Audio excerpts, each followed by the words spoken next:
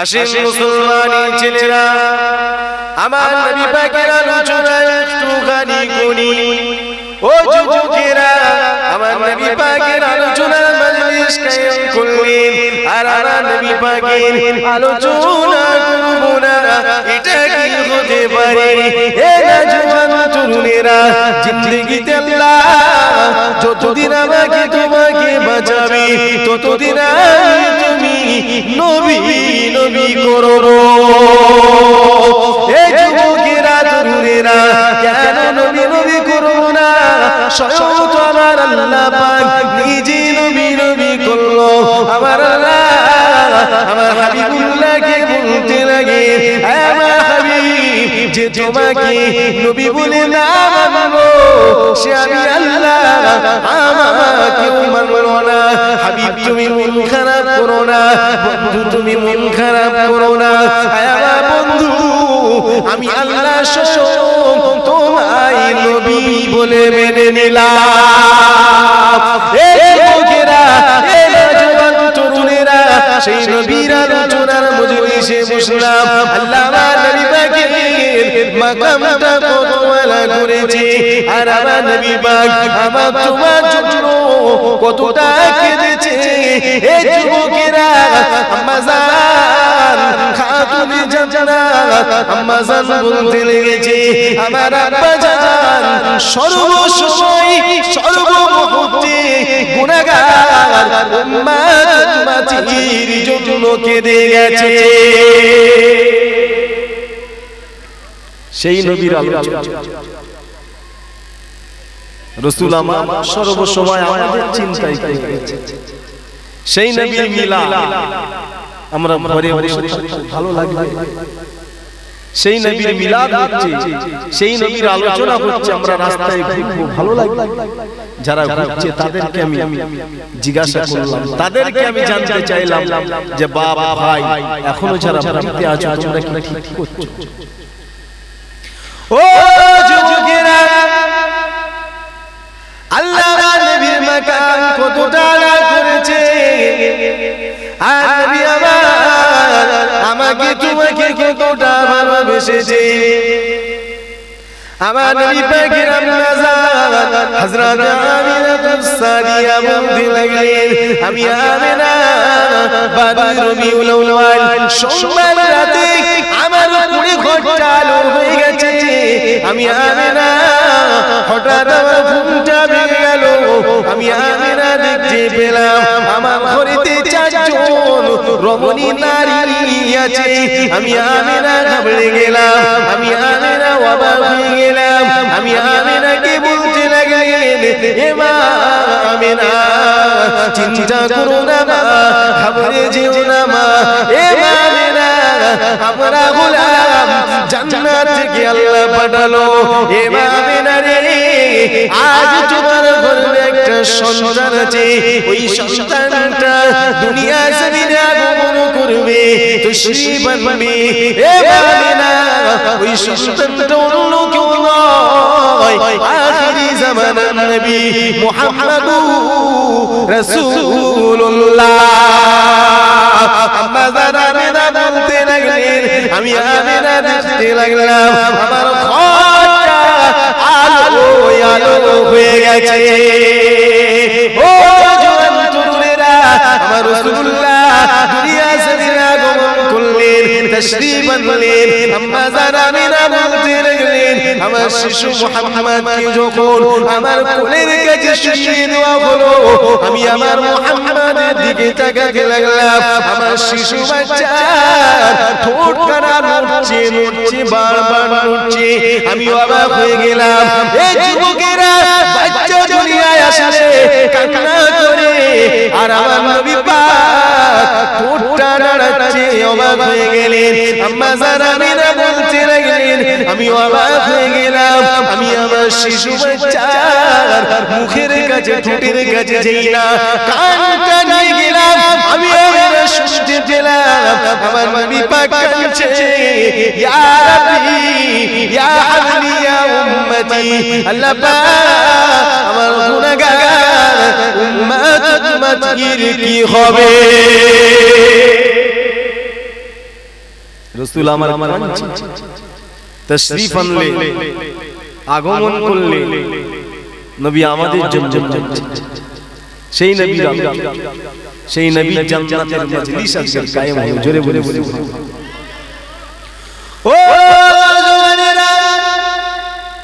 ও নবী পাকের প্রেমিকরা, কোন নবীর আলোচনায় বসলাম? নবী আমার আস্তে আস্তে বড় হতে লাগলেন।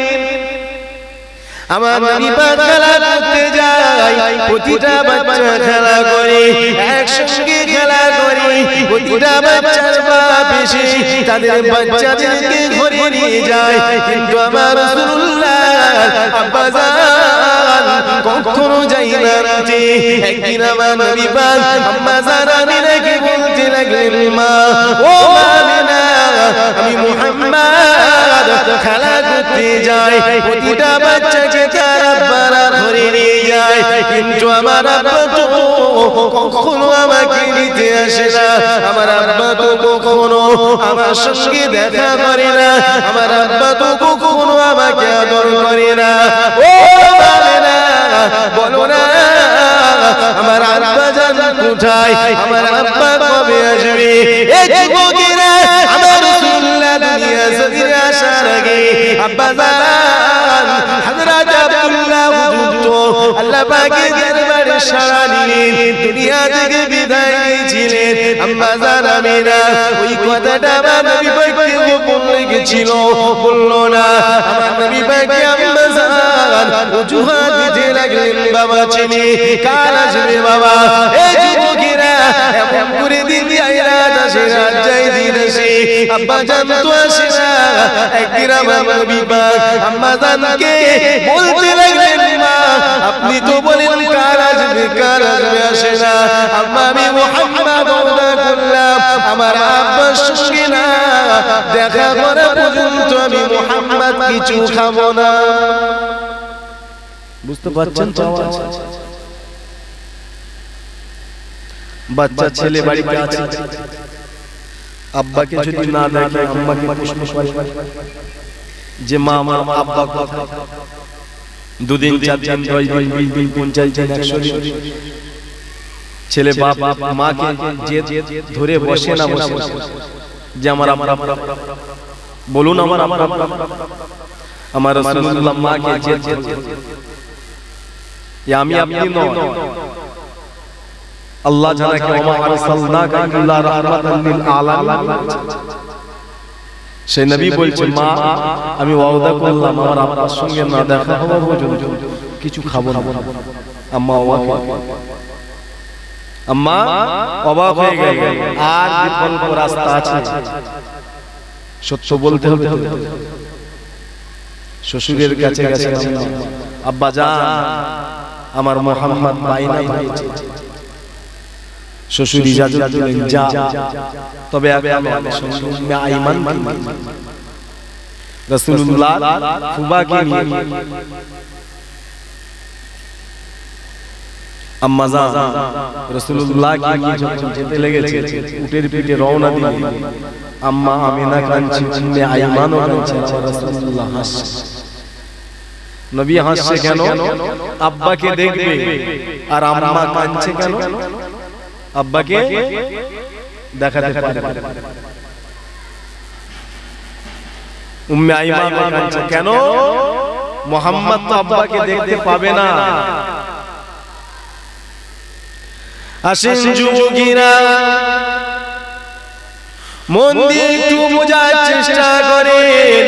আমার রাসূলুল্লাহ আম্মা জান আমিনা আর উম্মে আইমান যেতে লাগলো। ও যুবকেরা, আম্মা জান আমিনা আমার নবী পাককে নিয়ে রওনা দিলেন। আব্বা জান হযরত আব্দুল্লাহ হুজুরের কবর মুবারকের কাছে গিয়ে আম্মা জান আমিনা উটখানাকে দাঁড় করিয়ে দিলেন। এ বাবা মুহাম্মদ, তোমার আব্বার কবরে আব্বার কাছে চলে এসেছি বাবা। বাবা মুহাম্মদ, আমার নবী পাক বলতে লাগলেন, লাগলেন মা এই মক্কার মরুভূমিতে যেখানে কোনো মানুষ নাই, যেখানে কোনো লোক দেখা যায় না মা, এখানে আমার আব্বা কোথায়? এই যুবকেরা আমার রাসূলুল্লাহকে আম্মা জানা ইশারা করে বলতে লাগলেন, বাবা ছেলে দেখো ওই যে উঁচু বালুটি বাগানা দেখছো বাবা, ওই জায়গাতে তোমার আব্বা জান শুয়ে আছে। এ বাবা ছেলে যাও তোমার আব্বাকে গিয়ে ডাকো। আম্মা জানের কথা শুনে আমার রাসূলুল্লাহ ছুটে গিয়ে আব্বা জান হযরতে আব্দুল্লাহ বুজুর্গের কবরখানাকে জড়িয়ে ধরে কাঁদে, আব্বা জান ওঠেন আব্বা, আব্বা উঠুন আব্বা, আপনি আমাকে কখনো আদর করেননি, আপনি আমাকে কখনো চুমা দেননি, আপনি আমার সঙ্গে কখনো দেখা করেননি, আজ আমি আপনার বেটা মুহাম্মদ এসেছি আব্বা, আব্বা আপনি উঠুন আব্বা, আমাকে একটু আদর করুন, আমাকে একটু বুকে জড়িয়ে ধরুন। এ যুবকেরা নবী আমার এমন করে কাঁদে আর আব্বা আব্দুল্লাহ কবরকে জড়িয়ে ধরে। আম্মা জানেরা আমার নবী পাকের হাতখানাকে ধরে টেনে নিয়ে আসতে লাগলেন। এ বাবা ছেলে কেঁদো না বাবা, তোমার আব্বা তোমার ডাকে কখনো সাড়া দেবে না। এ যুবকেরা তরুণেরা সেই দিন আমার রাসূলুল্লাহ বলেছিল, আম্মা জান আমি মুহাম্মদ কথা দিলাম একদিন আমার আব্বাকে এই কবর থেকে তুলে আমি মুহাম্মদ আমার কলমা পড়াবো। আমি কথা দিলাম একদিন আব্বাকে তুলবো আর আমি মুহাম্মাদের কালেমা পড়াবো। সুবহানাল্লাহ। রাসূলুল্লাহকে কি আম্মা ফিরছে, উম্মে আইমান কাঁদছে, আম্মা জানও কাঁদছে, আমার রাসূলুল্লাহ কাঁদছে। আমার নবী পাককে আম্মা বোঝাতে লাগলেন। একটা জায়গায় সাওয়াতে এসে দাঁড়িয়ে গেলেন আরাম নেওয়ার জন্য, বসলেন। রাসূল কাঁদছে, আম্মা নবী পাকের মাথাতে হাত বুলাচ্ছে, বাবা কেঁদো না, বাবা কেঁদো না। রাসূলুল্লাহ কাঁদছে। হঠাৎ আম্মা জান আমিনার হাতটা আমার নবী পাকের মাথা থেকে জমিনে পড়ে গেল। আম্মা জানের হাতটা জমিনে পড়ে গেল। আম্মা আর কথা বলছে, আল্লাহর হুকুম হয়ে গেল, আম্মাও দুনিয়া থেকে বিদায় নিলেন। বলুন ইন্না লিল্লাহি ওয়া ইন্না ইলাইহি রাজিউন। নবী আমার দুনিয়ায় আসার আগে আব্বা চলে গেল, ছোট্ট বয়স অল্প বয়স আম্মা চলে গেল। আম্মা জান আমিনা আল্লাহ তাকে সারা দিলেন। উম্মে আইমান এমন করে বালুগুলো সরিয়ে আম্মা জানের লাশ কবরখানা শুইয়ে দিয়ে আম্মা জানকে যখন বালু দিয়ে চাপা দিতে লাগলো, কবর দিতে লাগলো, শিশু নবী আমার ওই সময় বলতে লাগলেন, আমার আব্বাকে বালুর নিচে পোঁতা ছিল, আমি মুহাম্মদ আমার আব্বাকে ডেকেছি, আমার আব্বা আমার ডাকে সাড়া দেয়নি। এ আমার আম্মাকে বালুর নিচে পুঁতো না, আমি মুহাম্মদ হয়তো আমার আম্মাকে ডাকলে আমার আম্মা আমার ডাকে কোনোদিন সাড়া দেবে না। এ যুবকেরা মন দিয়ে শোনো, আমার নবী পাকের কষ্ট দেখে হযরতে জিবরাইল আল্লাহ পাককে বললেন, আমার আল্লাহ আপনার বন্ধু আপনার দোস্তকে কেন এত কষ্ট দেন আল্লাহ? দুনিয়ায় আসার আগে আব্বা চলে গেল, গায়েব দেওয়ার মানুষ কেউ নাই, যার বাপ দুনিয়াতে বেঁচে নাই তার কষ্ট কত, যার বাপ নাই সে জানি, অল্প বয়সে যার মা চলে যায় তার কতটা কষ্ট সে জানে গো। এ যুবকেরা ওই সময় আমার আল্লাহ জিবরাইলকে বলতে লাগলেন, হযরতে জিবরাইল এর উত্তর আমি নয় আমার বন্ধু দেবে। কে দেবে? বলো আল্লাহ আপনার হাবিবকে আপনি সব থেকে শ্রেষ্ঠ বানালেন, সব নবী থেকে সেরা করলেন। আর আপনার বন্ধু আব্বা যদি দুনিয়ায় বেঁচে থাকতো তাহলে গাইড দেওয়া মানুষ থাকতো না। আব্বাকে তুলে নিলেন অল্প বয়সে, আসার আগে দুনিয়া, আর অল্প বয়সে আম্মাকেও তুলে নিলেন। আল্লাহ কেন? আমার আল্লাহ বলছে, এই জিবরাইল, এর উত্তরটা আমার হাবিবুল্লাহ দিয়ে দিলেন। জোরে হলো না? মুসলমানের ছেলেরা, যুবকেরা, ও নবী পাকের প্রেমিকেরা, হযরত জিবরাইল নবী আমার একদিন কাবা বাইতুল্লাহর সামনে মনটা খারাপ করে বসে আছে। হযরত জিবরাইল এলেন, আসসালাতু ওয়াসসালামু আলাইকা ইয়া রাসূলুল্লাহ, ইয়া হাবিবাল্লাহ, হুজুর বিয়াদবি নেবেন না, হুজুর আপনার মনটা কেন খারাপ? ওই সময় নবী আমার বললেন, হে জিবরাইল, আমি রাসূলুল্লাহ মন খারাপই জন্য আমার গুনাহগার উম্মতের ঈমানটা কমজোর হবে, হায়াতটা কম পাবে। হে জিবরাইল, অন্য নবীরা তাদের উম্মতের কাছে যখন কালেমার প্রচার করতে গেলেন, দ্বীনের দাওয়াত দিতে গেলেন, তারা নবীদের উপরে রাগান্বিত হয়েছিলেন, নবীদেরকে এমন করে মিথ্যা তকমা লাগিয়েছিল। হে হযরত জিবরাইল, আমার আল্লাহ সহ্য করতে পারেনি।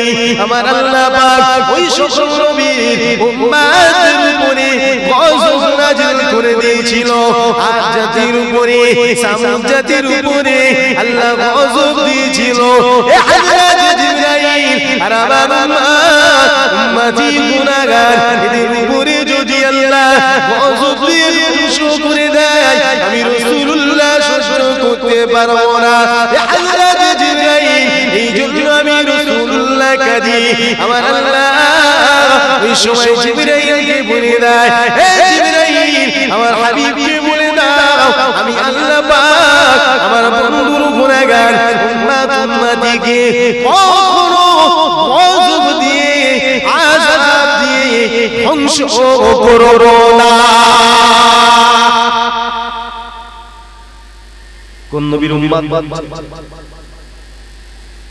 এ জিবরাইল, আমি কাঁদছি কাবা শরীফ দেখতে, কারণ এই কাবা বাইতুল্লাহ অনেকবার পানির নিচে ডুবে গেছে। নবী নূহুর জামানাতে নবী নূহুকে অনেক তাকমা দেওয়া হলো, নবী নূহুকে অস্বীকার করলো, আল্লাহ পাক গজব দিয়ে দিলেন, প্লাবন দিয়ে দিলেন। যারা নবী নূহুর কিস্তিতে উঠেছিল তারা নাজাত পেয়ে গেছিল সেদিন, আর যারা ওঠেনি, মানেনি, তারা সব জাহান্নামী হয়ে গেছে। বুঝতে পারছেন? মুসলমানের ছেলেরা, এ যুবকেরা, তরুণেরা, আমার রাসূলুল্লাহকে এই সময় হযরত জিবরাইল বলতে লাগে, ইয়া রাসূলুল্লাহ, হাবিবাল্লাহ, আমি জিবরাইল, আমার মনে একটা প্রশ্ন, আপনি যদি কিছু না মনে করেন জিজ্ঞাসা করতাম। ও হযরত জিবরাইল, বলো। ইয়া রাসূলুল্লাহ, ইয়া হাবিবাল্লাহ, হুজুর, আমার মনে একটা প্রশ্ন, আপনি যখন ছোট ছিলেন আপনার আম্মা ইন্তেকাল হয়ে গেল, আমি এই সময় আল্লাহ পাককে বলেছিলাম, ও রব্বুল আলামিন, আপনার হাবিবের মনে এত দুঃখ কষ্ট কেন? আল্লাহ, আপনার হাবিব দুনিয়ায় আসার আগে আব্বাকে তুলে নিলেন, আর আপনার হাবিব অল্প বয়সে আম্মাকে তুলে নিলেন কেন? হে হযরত জিবরাইল, আমার হাবিবকে জিজ্ঞাসা করবি, ইয়া রাসূলুল্লাহ, ইয়া হাবিবাল্লাহ, হুজুরের রহস্য কি? নবী এর কারণ কি নবী আমার ওই সময় বলতে লাগলেন হযরত জিবরাইল আমি রাসূলুল্লাহ এই দুআটা আমার আল্লাহ পাকের থেকে চেয়েছিলাম কেন চেয়েছিলাম জানো আমার গুনাহগার উম্মতিরা দুনিয়া জমিনে কেউ ভূমিষ্ঠ হওয়ার আগে গর্ভে এসেছে আব্বা ইন্তেকাল হয়ে গেছে কারো অল্প বয়সে আম্মা ইন্তেকাল হয়ে যাবে হযরত জিবরাইল তারা সেদিন মনে করবে যে আমার রাসূলুল্লাহ তো আব্বা হারা হয়ে আমার নবী পাকে অল্প বয়সে আম্মা ইন্তেকাল হয়ে গেছিল সেই নবীর উম্মত আমার আব্বা ইন্তেকাল হয়ে গেছে আমার আম্মা ইন্তেকাল হয়ে গেছে এই মনে করে তারা মনে বুঝ দেবে এত বড় ত্যাগ বাপ করবে আপনার জন্য সারা আপনার ভাই করবে আপনার স্ত্রী করবে আপনার ছেলে মেয়ে করবে এত বড় যদি আজকের দিনে বলা হয় যমুককে খুন করা হবে বা ফাঁসি দেওয়া হবে তার বিনিময় অন্য কাউকে দাঁড় করা ওর বিপরীত যদি কাউকে দাঁড় করা তাকে ছেড়ে দেওয়া হবে কেউ দাঁড়াবে একটু সারা মোহাব্বত দরুদ আল্লাহুম্মা সাল্লি আলা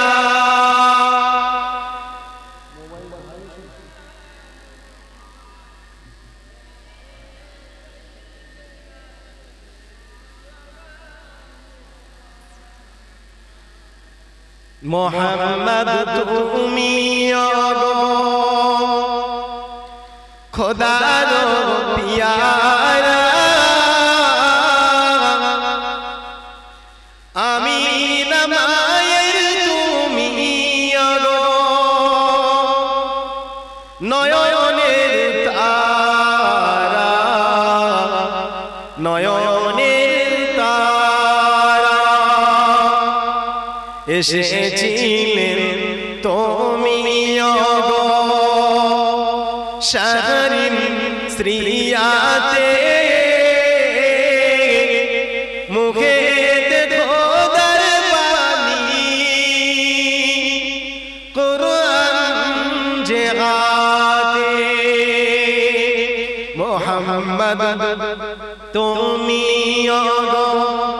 খোদার পিয়ারা আমি নামায়ের তুমি নয়নের তারা নয়নের তারা আল্লাহুম্মা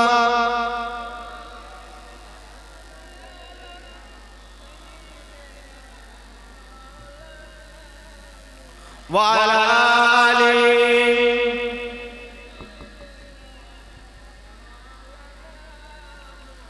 মুসলমান ছেলে মেয়েরা এ যুবকেরা তরুণেরা ও নবী পাকের প্রেমিকেরা নবী আমার দিন দুনিয়া বাদশা হাবিবুল্লাহ কালেমার প্রচার করতে লাগলেন দিনের দাওয়াত দিতে লাগলেন আমার নবী পাকের সাহাবা সংখ্যা 39 কটা 39 রাসূল আমার কালেমার প্রচার শুরু করলেন দিনের দাওয়াত দিতে লাগলেন নবী পাকের সাহাবা সংখ্যা হলো 39 ও যুবকেরা এমন করে আমার নবী পাক দিনের দাওয়াত দিতে লাগে জালিম সন্ত্রাসীদের ভয়ে আবু জেহেল উতবা সাইবার ভয়ে কেউ আমার নবীর কলেমা পড়তে আসে না 39 জন সাহাবা আর 40 হচ্ছে না নবী আমার আল্লাহ পাক দরবারে বলতে লাগলেন ও রব্বুল আলামিন আল্লাহ পাক হয় আবু জেহেল নয় ওমর দুজনের একজনকে আমি মুহাম্মাদুর রাসূলুল্লাহ আমার দরবারে হাজির করিয়ে দাও। নবী আমার এই দোয়া করতে লাগলেন। আমার নবী পাকের সাহাবার সংখ্যা 39। নবী বলতে লাগলেন, আল্লাহ হয় আবু জেহেল না উমর, দুজনের একজন যদি না ইসলামের সাথে না আসে, কলেমা যদি না পড়ে, আমি মুহাম্মাদুর রাসূলুল্লাহ কলেমার প্রচার করাটা বড় কঠিন হয়ে যাচ্ছে।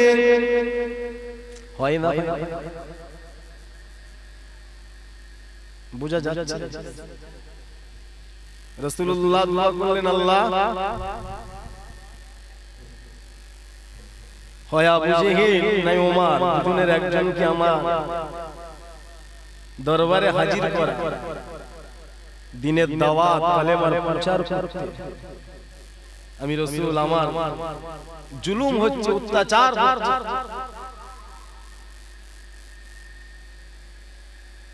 সাহাবার সংখ্যা 39 হচ্ছে না, 39 গিয়ে আটকে গেছে। ও যুবকেরা,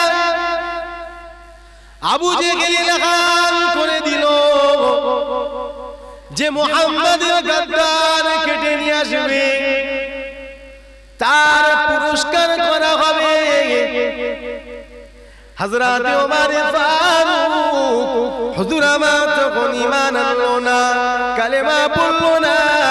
হযরত ওমর হাত তুলে বলতে লাগলো, আবু জেহেল আমি ওমর কথা দিলাম, আমি মুহাম্মাদের গর্দান কেটে নিয়ে আসবো। এই যুবকেরা, তরুণেরা, ইতিহাসে এত বড় ভুল, আমার নবী পাকের গর্দান কেটে নিয়ে আসবে। হযরত ওমর ফারুক এমন করে তরোয়াল নিয়ে আমার নবী পাকের গর্দান কাটতে যাবে বলে বার হলো। আর রাস্তাতে চাচাতো ভাইয়ের সঙ্গে দেখা হলো। চাচাতো ভাই বলতে লাগলেন, ওমর কোথায় যাও ওমর? হযরত ওমর বলতে লাগলেন, মুহাম্মাদুর রাসূলুল্লাহ গর্দানকে কাটতে যাচ্ছি, মুহাম্মাদুর রাসূলুল্লাহকে মিটিয়ে দিতে যাচ্ছি। ওই সময় ভাই বলতে লাগলেন, এ ওমর তুমি যেই নবীকে মিটাতে যাচ্ছ, যেই নবীর গর্দান কাটতে যাচ্ছ, সেই নবীর কদমে তোমার বোন বোনাই বিক্রি হয়ে গেছে। ওমর তুমি যেই নবীকে মারতে যাচ্ছ, সেই নবীর কাছে তোমার বোন বোনাই বিক্রি হয়ে গেছে। জোরে বললেন না? হযরত ওমর রেগে আগুন। হযরত ওমর রেগে গেলেন। হযরত ওমর ফারুক হুজুর আমার বাড়িতে গেলেন। বোনের ঘরে গিয়ে দরজার কাছে যেই গেলেন, আল্লাহর কালামুল্লাহ শরীফের আয়াত কানে এলো। জোরে বললেন না? জোরে হলো না সুবহানাল্লাহ? কোরআনের আওয়াজ ঝাড় কানে গেল, আমার আল্লাহ তাকে কোরআনের প্রেমিক বানিয়ে দিল। জোরে জোরে কোরআনের আওয়াজ যার কানে গেল, সে কোরআনের প্রেমিক হয়ে গেল। ইতিহাস সব জানেন আপনারা, তথাপিও একই আওয়াজ বারবার পড়ব, শুনবেন। প্রেম তো রাসূলুল্লাহকে কই, সে ভালোবাসা, সেই প্রেমিকের কথা বারবার তো শুনবো, ঠিক না? হযরত ওমর ফারুক সব আপনারা জানেন। হযরত ওমর ফারুক হুজুর আমার কোরআনের প্রেমিক হয়ে গেলেন। জোরে বললেন না সুবহানাল্লাহ? হযরত ওমর ফারুক হুজুর আমার রাসূলুল্লাহ দরবারে হাজির। জোরে বললেন। দরজায় ঠোকা কে? খাত্তাবের বেটা ওমর। দরজাতে ঠোকা দিলেন কে? খাত্তাবের বেটা ওমর এসেছি। সাহাবা হুজুররা কাঁপছে যে ওমর জালিমদের দিকে যতদিন দাঁড়িয়ে ছিল, উমারের ভয়ে কেউ মুহাম্মদ রাসূলুল্লাহর কাছে আসতো না। সেই উমারে ফারুক হুজুর আমার রাসূলুল্লাহর দরবারে এলেন। আমার নবী পাকের কাছে হযরত উমারে ফারুক হুজুরের আওয়াজ শুনে সাহাবা হুজুররা কাঁপতে লাগলেন। আর আমার রাসূলুল্লাহ সেই সময় বললেন, যাও দরজা খুলে দাও, ওমর এসেছে। জোরে বললেন, জোরে হলো না। রাসূলের দরবারে ওমর গেলেন, হাতে তরোয়াল, হাতে তরোয়াল। নবী আমার ওমরকে বলছে, ওমর এখন কি তোমার কানে সত্য কোনটা মিথ্যা কোনটা পৌঁছালো? জোরে বলে। ওমরের হাত থেকে তরোয়ালটা পড়ে গেল।